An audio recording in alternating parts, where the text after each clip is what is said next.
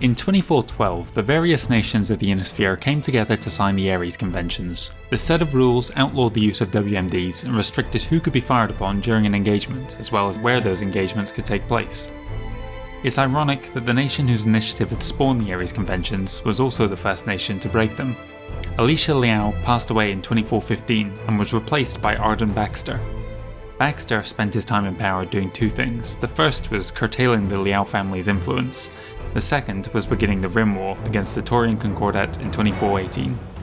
The next 4 years of fighting would see some of the most brutal of the entire Age of War. Since the Concordat was not a signatory of the Ares Conventions, Baxter proclaimed that his forces did not have to abide by them either. Nuclear attacks and worse were frequently deployed against the Taurians, who retaliated with their own arsenal of WMDs. By the war's end, only 3 planets had been won by the Capellans, and those worlds were now barren wastelands. Tension was mounting between the Free Worlds League and Lyran Commonwealth during this period as well, with several planets falling to the latter. Fresh on the heels of his victory over the Capellans during the Angerian War, Peter Marek was again chosen as Captain General, and in 2416 was dispatched to retake the Lost Worlds.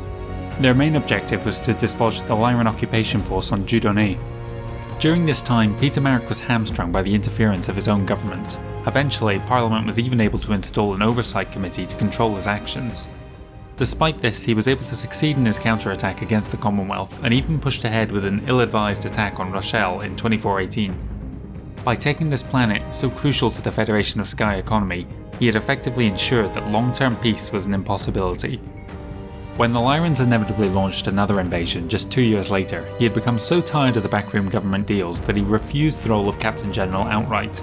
In their desperation, Parliament turned to a member of House Stuart, the second and last time a non-Marek would hold the post, but the results were less than stellar.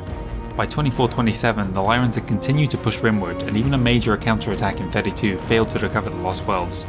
It would fall to a second Peter Marek to reverse their fortunes. By now, the situation was dire enough that he was able to force the League Parliament to rescind the restrictions they placed on the Captain General, giving him access to the funds he needed and the flexibility to act aggressively. His audacious plan called for a deep thrust towards the capital of the Lyran Commonwealth, Tharkad. Beginning in 2441, he began his advance, and within 5 years was almost within striking distance of the capital. Knowing how isolated his position was on the salient he had created within the Lyran Commonwealth, and how vulnerable his supply lines were behind him, he smartly sued for peace.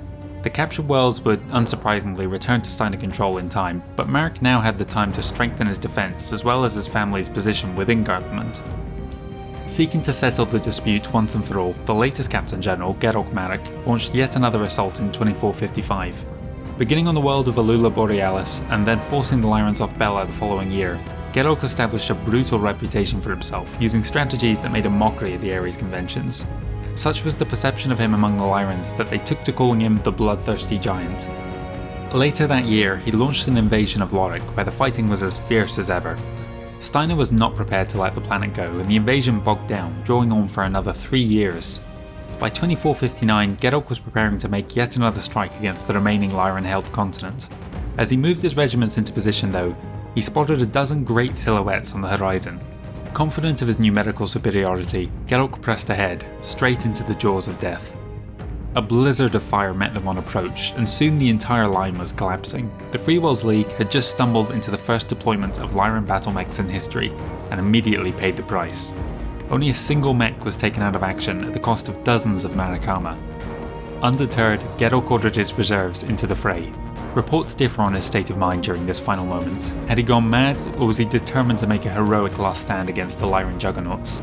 Either way, there was nothing heroic about Gerok's demise, crushed underfoot by this new mechanical monstrosity.